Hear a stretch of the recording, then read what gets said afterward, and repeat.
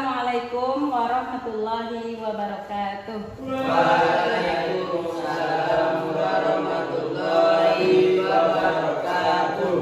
Apa kabarnya anak-anak itu semua? Alhamdulillah, luar biasa. Allah Akbar. Baik, sebelum pelajaran dimulai kita berdoa dulu. Iqbal, itu jaketnya Iqbal tolong dibuka dulu ya. Nah, berdoa silakan ketua kelas Satrio pimpin doanya. Perhatikan seluruhnya. Berduduk, siap. Baca doa, mulai.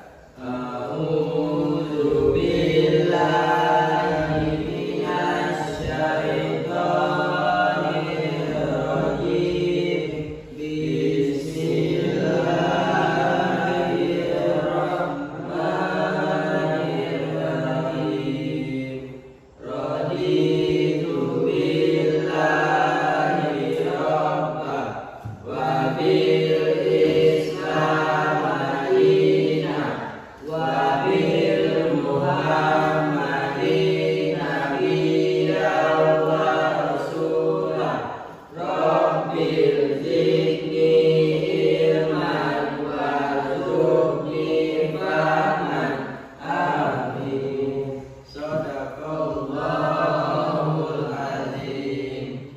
Nah, setelah berdoa kita lanjut dengan Allah ya Rahman ya Rahim ya Malik Ya Kudus, Ya Salam, Ya Mu'min, Ya Muhaimin, Ya Aziz, Ya Jabbar, Ya Mutakabbir, Ya Khaliq, Ya Barik, Ya Musawwir, Ya Ghaffar. harinya baik itu di sekolah maupun di rumah.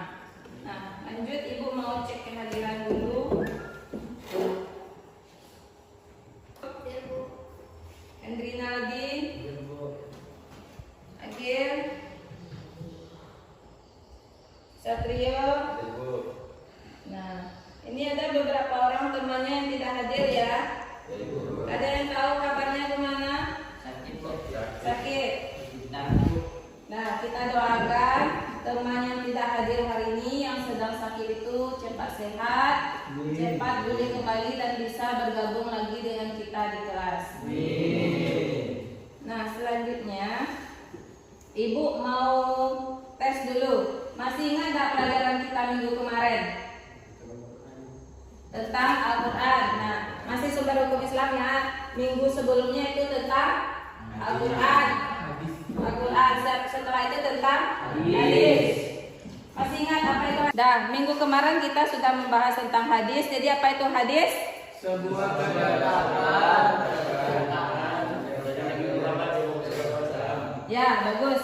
Semua perkataan, perbuatan, ketetapan yang datang dari Nabi Muhammad SAW. Nah, kemudian kemarin juga ada bagiannya, ada hadis fi'liyah, ada hadis qauliyah, ada hadis takririah. Hadis fi'liyah yaitu tentang perbuatan. Bisa berupa cara makan Nabi, cara tidur Nabi, cara sholat Nabi. Kemudian qauliyah, hadis qauliyah semua yang dikatakan Nabi. Nah, yang terakhir ada hadis takririah yaitu segala ketetapan Nabi Muhammad SAW. Nah, selanjutnya kita pelajaran hari ini masih tentang sumber hukum Islam. Tapi ini yang terakhir yaitu tentang ijtihad. Ada dibuat resumenya di rumah seperti yang Ibu katakan minggu kemarin? Ya, bagus. Nanti kita kumpulkan ya. Ya, nanti di akhir pelajaran tolong dikumpulkan di meja Ibu. Nah, kita lihat dulu KD-nya. Kompetisi dasar dari ijtihad yaitu menganalisis kedudukan ijtihad sebagai sumber hukum Islam. Kemudian mendeskripsikan macam-macam hukum Islam. Sudah jelas macam-macamnya. Ada Al-Quran, hadis, kemudian ijtihad. tujuan pembelajarannya. Diharapkan setelah berdiskusi, siswa dapat menggali informasi, diharapkan mampu mempresentasikannya.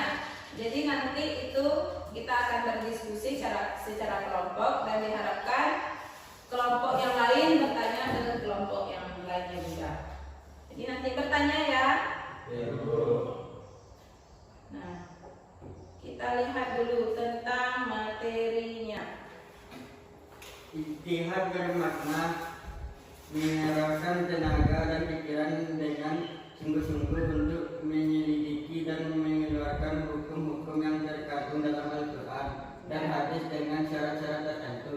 Ya, kedudukannya Kedudukan ijtihad menempati kedudukan dalam sumber hukum Islam setelah Al-Quran dan hadis. ya berada pada nomor berapa istihad? Nomor 3. Tiga. Nah, selanjutnya fungsi istihad. Satrio dibaca fungsinya. Fungsi ijtihad menetapkan hukum saja tidak termuat dalam Al-Quran maupun hadis. Ya. Kemudian syarat menjadi mujtahid. Iqbal, Memahami Al-Quran dan asbabun nuzulnya. Nah, asbabun nuzulnya atau sebab turunnya. Yang kedua, memahami hadis dan asbabul turunnya. Jadi kalau Al-Quran itu namanya asbabun nuzul, sebab-sebab turunnya Al-Quran. Kalau hadis namanya asbabun nurut atau sebab-sebab keluarnya hadis itu. Kemudian yang ketiga, apa lagi Iqbal? mengetahui pengetahuan yang mendalam tentang bahasa Arab, Ya, lanjut. mengetahui tempat-tempat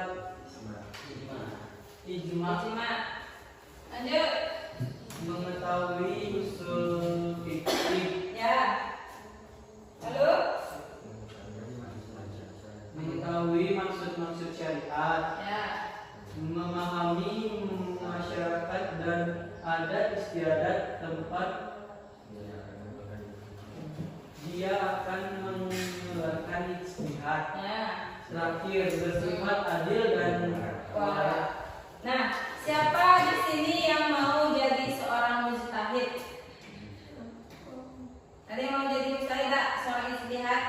Tadi tahu nggak siapa yang mujtahid itu siapa? Orang yang mengeluarkan hukum. Contohnya para ulama. Tapi ulama yang mengeluarkan hukum ini bukan sembarang ulama. Ada prosedurnya, ada syarat-syarat yang harus dilalui sehingga nanti ada sertifikat legalnya dia bisa mengeluarkan hukum.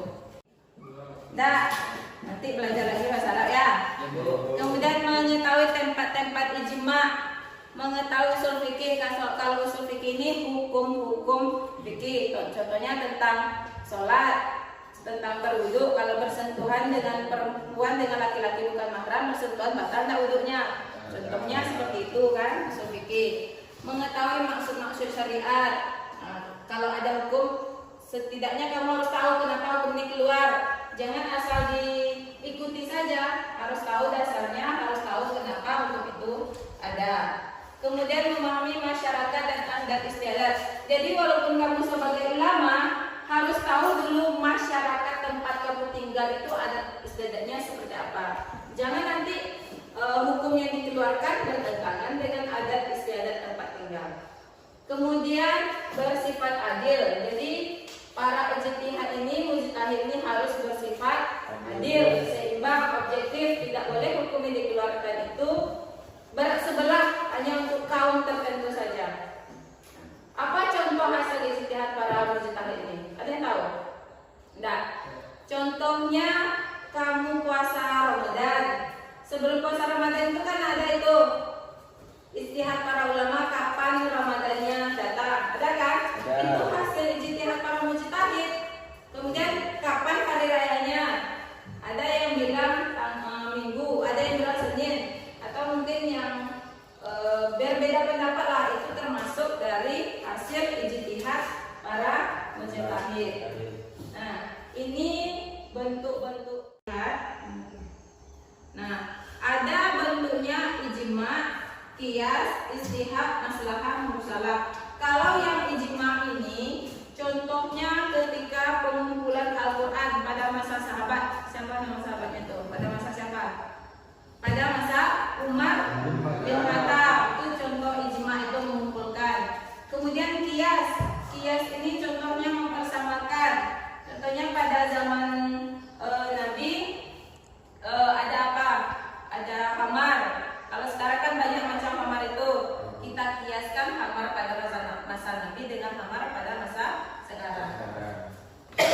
Kemudian yang ketiga istihab, melanjutkan berlakunya hukum yang telah ada dan telah ditetapkan karena adanya suatu dalil.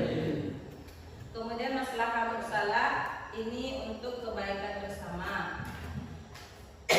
Contohnya ya, kamu merentah mobil. Ketika merentah mobil, tidak ada perjanjian siapa yang akan memperbaiki mobil kalau mobilnya kamu rentah. Nah, karena untuk kebaikan bersama, ketika kamu memakai mobil itu, rusaklah mobil itu oleh kamu sebagai penyewa. Kamu perbaiki sendiri tanpa memberatkan si pemilik mobil, itu artinya maslahah mursalah. Kemudian uruf atau kebiasaan yang dilakukan oleh seseorang atau sekelompok, baik kata-kata atau perbuatan. Ijtihad.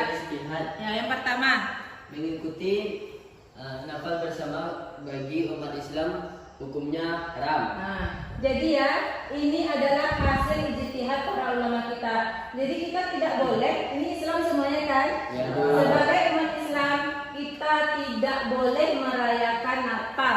Jangankan merayakannya, mengucapkan selamat Natal saja itu hukumnya haram bagi kita sesama mengatakannya kepada yang bukan Islam itu. Ini kamu contohnya Angga ini, ada temannya yang bukan Islam, dia merayakan Natal. Besok ini kan ada tanggal 25 ini Angga, sebentar lagi itu. Jangan sampai Angga mengucapkan selamat Natal kepada temannya itu. Arab diperkenakan sepanjang disertakan tulisan Arab aslinya. Ya, jadi contohnya seperti Al-Quran, makanya ada Al-Quran itu yang Arab, ada terjemahannya. Tidak boleh terjemahannya saja. Nah, contohnya ada Al-Quran terjemahannya saja, yang Arabnya tidak ada, itu tidak boleh. Harus ada bahasa Arabnya. Yang ketiga enggak? Penggunaan pil anti haid demi kesempurnaan ibadah haji. Nah, boleh ini khusus untuk yang perempuan ya. Laki-laki nggak ada yang haid kan? Tidak.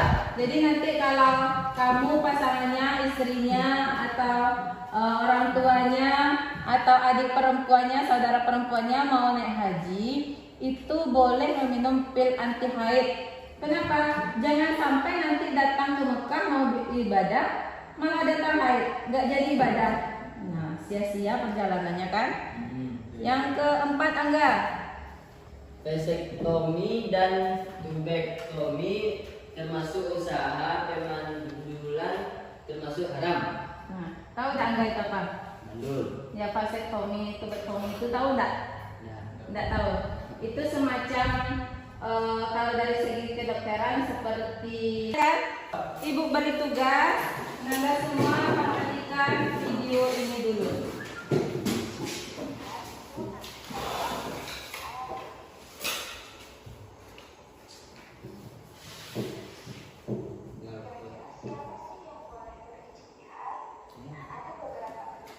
Orang menjelahit.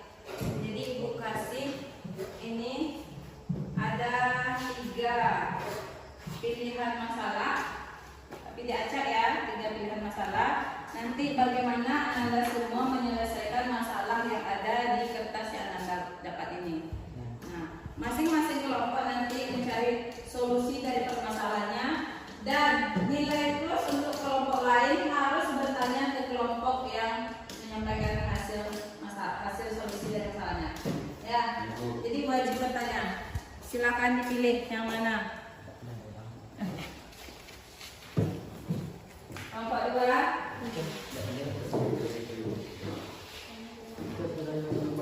Nah, kelompok 3 tak ada pilihannya, tinggal 1, arti ini. Silakan dibaca apa permasalahannya, dicarikan terbaik. Dicarikan solusi.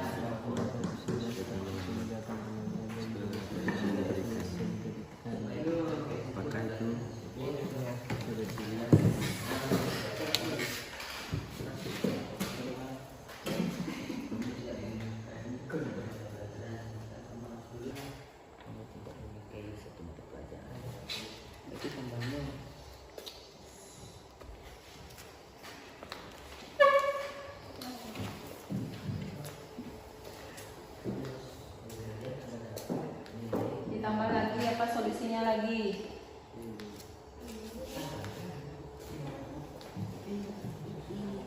Sudah ketemu? Semangat ya. Semuanya? Sudah. Jadi waktunya masing-masing kelompok mempresentasikan jawabannya tetap di meja masing-masing. Silakan kelompok 1 baca dulu pertanyaannya, kemudian apa solusi atau jawaban dari kelompok.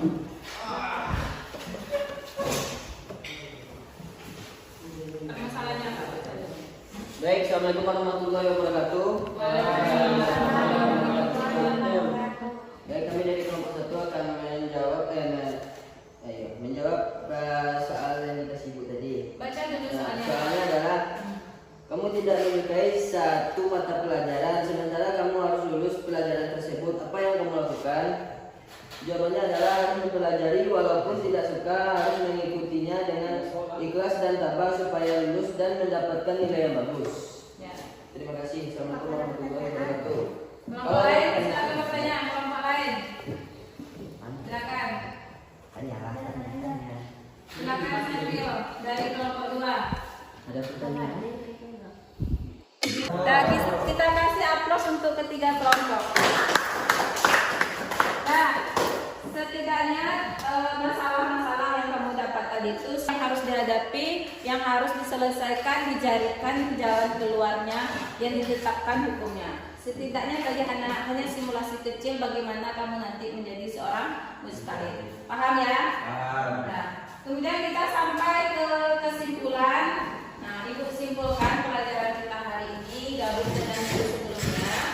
Berarti sumber hukum Islam itu ada 3. Yang pertama, Al-Quran. Yang kedua, hadis. Yang ketiga, ijtihad. Nah, ijtihad ini adalah bersungguh-sungguh untuk menetapkan suatu hukum. Jadi, Ibu doakan semoga anak-anak Ibu yang ustazah ini insya Allah kedepannya bisa menjadi mujtahid yang hebat. Amin ya rabbal alamin. Nah, sebagai evaluasi silakan dibuka WA-nya, dilihat chat Ibu sudah memberikan itu tugas evaluasi di Google Form. Nah, sudah? Ada yang belum selesai? Sudah selesai semuanya? Sudah selesai. Jadi coba dilihat skornya berapa. Ada peningkatan dari yang minggu kemarin? Ada peningkatan yang dapat 80 kemarin, sekarang sudah 100 belum? Sudah. Semuanya dapat 100 ya? Jempol kita semua ya? Nah, karena sudah selesai evaluasinya, berakhirlah pelajaran kita di hari ini. Untuk minggu selanjutnya nanti kita masuk ke materi baru, itu tentang dakwah Rasulullah di Mekah.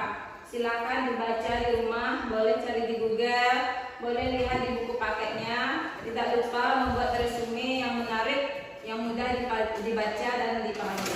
Oke, Pak? Perhatikan seluruhnya. Penduduk siap. Bersyukur mulai. Allah